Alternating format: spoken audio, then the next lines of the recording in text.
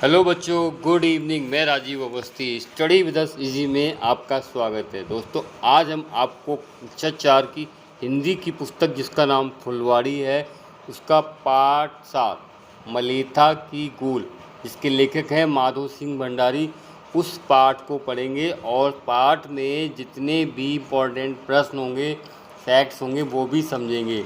Video अच्छा लगे channel को लाइक और सब्सक्राइब करना मत भूलिएगा। बने रहिएगा हमारे साथ। पाठ का नाम मलेथा की गूल, फुलवाड़ी, कक्षा 4। अब आइए, अब हम पाठ पढ़ते हैं। पाठ में क्या क्या है चित्र में देख रहे हैं। पाठ दिया गया है, पाठ नंबर 7 और पाठ का नाम मलेथा की गूल। क्या है पाठ, कहानी में पढ़ते जाइएगा। मध्य गढ़वाल, गढ़वाल जो कि उत्तराखंड की पहाड़ियों में आने वाला एक क्षेत्र है। मध्य गढ़वाल की घाटियों में एक गांव है मलेथा। गांव के दक्षिण पश्चिम की ओर पहाड़ की एक श्रृंखला अलकनंदा तक चली गई है। दूसरी ओर एक पहाड़ी नदी चंद्रभागा तीव्र वेग से बहती हुई अलकनंदा में मिल जाती है। यहाँ पर दो नदियाँ हैं, एक तो अलकनंदा और दूसरी चंद्रभागा। विचित्र बात यह थी कि दोनों ओर नदियाँ रहने पर भी मलेथा गांव में सिंचाई का कोई साधन न था, क्योंकि इन नदियों और गांव के बीच पहाड़ खड़े थे। पानी के अभाव में सारे खेत बंजर पड़े रहते थे, क्योंकि नदियों और गांव के बीच में पहाड़ थे, जिससे कि खेतों को नदियों का पानी नहीं मिल पाता था। मलेथा गांव में एक युवक था, माधो सिंह। उसके मन में सदैव एक सपना उभरता रहता था कि यदि नदी का पानी किसी प्रकार हमारे खेतों तक आ जाता तो हमारे खेत भी हरी भरी फसलों से लहलहा उठते। एक दिन उसने अपनी पत्नी से कहा, यदि हम जी जान से कोशिश करें तो हमारे गांव में पानी आ सकता है। पत्नी ने बड़ी उत्सुकता से पूछा, कैसे? माधो सिंह ने कहा, नदी के किनारे जो पहाड़ हैं वही इस ओर पानी आने में बाधक हैं। पहाड़ की तलहटी यानी कि पहाड़ के निचले भाग में भीतर ही भीतर यदि एक सुरंग बना ली जाए तो उस ओर से नदी का पानी इस ओर आ सकता है। पत्नी बोल उठी, इतना विशाल पहाड़ काट कर सुरंग बनाना क्या संभव है? माधो सिंह ने कहा, कार्य कठिन तो है लेकिन असंभव नहीं। सोचो, ऐसा होने पर हमारे गांव का कितना भला होगा। इस कहानी का मुख्य उद्देश्य ये भी है कि जो हम किसी कार्य को कठिन समझकर उससे दूर भागते हैं या उसको असंभव समझकर करने से हटते हैं, लेकिन वो असंभव नहीं है। कोई भी कार्य असंभव नहीं है। पत्नी ने कहा, मैं इस महान कार्य में आपके साथ हूँ। माधो सिंह ने प्रतिज्ञा की, जब तक मेरे शरीर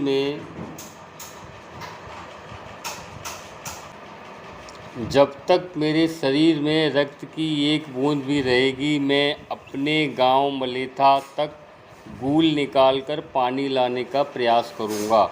मैं तब तक चैन की नींद नहीं सोऊंगा जब तक मलेथा के एक एक खेत तक पानी नहीं आ जाता। मलेथा के गांव में पानी लाने के लिए माधो सिंह ने इतना बड़ा संकल्प लिया। अपने स्वप्न को साकार करने के लिए माधो सिंह गैती फावड़ा लेकर इस भगीरथ प्रयास में जुट गया। प्रयास इतना कठिन था इसलिए उसका नाम भगीरथ प्रयास रखा गया। कार्य अत्यंत दुष्कर था, लेकिन उसको विश्वास था कि उसका सपना अवश्य पूरा होगा। माधो सिंह चट्टान पर गैती जमाता और उस पर हथौड़े की चोट से चट्टान के टुकड़े जमीन पर आ गिरते। 1.5 हफ्ते में ही उसने काफ़ी गहरी सुरंग खोद दी। इससे उसका उत्साह और भी बढ़ गया। माधो सिंह के साहस और धैर्य को देखकर गांव के अन्य व्यक्ति भी इस कार्य में आ जुटे। उसने दिन रात एक करके पहाड़ को छेद कर गूल का निर्माण पूरा कर दिखाया।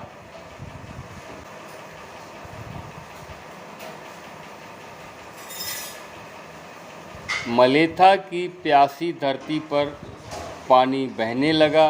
आज भी मलेथा के साग सब्जियों से भरे खेत माधो सिंह के असीम धैर्य और कठोर श्रम की गवाही दे रहे हैं। बच्चों, इस कहानी से आप क्या सीख सकते हैं? क्या आप सोच सकते हैं कि विशाल पहाड़ के भीतर से एक पतली सी सुरंग, जिसको गूल कहते हैं, खोदना कितना आसान काम रहा होगा। लेकिन माधो सिंह की दृढ़ निश्चय और अथक प्रयास से यह संभव हुआ। वो अकेला ही प्रयास में जुटा और उसके प्रयास को देखकर भी लोग उसके साथ जुड़ गए और अंत में वो कामयाब हुआ। और आज उसके गांव के खेतों में साग सब्जियां हो रही थीं और जो इस बात की गवाही दे रही थी कि माधो सिंह ने असीम धैर्य और श्रम के साथ गांव में पानी लाने का जो प्रयास किया। तो बच्चों, कोई भी कार्य असंभव नहीं है। कुछ लोगों ने एक पिक्चर भी देखी थी, माउंटेन मैन। यहाँ पर भी उसका भी एक जिक्र है। ऐसी ही एक घटना बिहार राज्य के गया ज़िले में गहलोर गांव, वो पहले जो हमने पाठ पढ़ा था वो था मलेथा गढ़वाल में था। ये बिहार में गहलोर गांव है। वहाँ एक व्यक्ति जिसका नाम दशरथ माझी ने इसी प्रकार पर्वत काटकर अपने गांव के लिए रास्ता बनाया है और इस रास्ते को दशरथ माझी पथ के नाम से जाना जाता है। तो बच्चों, कोई भी कठिन कार्य कठिन नहीं होता है जब तक हम उसको कठिन नहीं मान लेते हैं।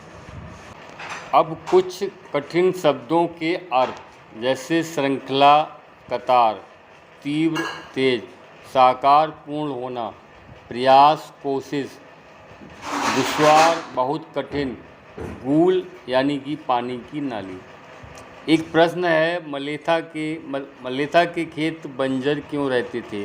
कारण आपको पाठ में ही बताया गया है, क्योंकि वहाँ पर नदी और गांव के बीच में पहाड़ होने की वजह से सिंचाई के लिए पानी नहीं मिल पाता था। अगला प्रश्न है, पानी लाने के लिए माधो सिंह ने अपनी पत्नी को क्या उपाय बताया?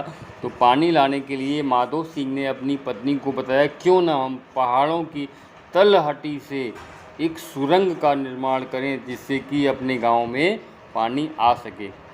माधो सिंह के मन में क्या सपना उभरता था? माधो सिंह के मन में जो सपना उभरता था,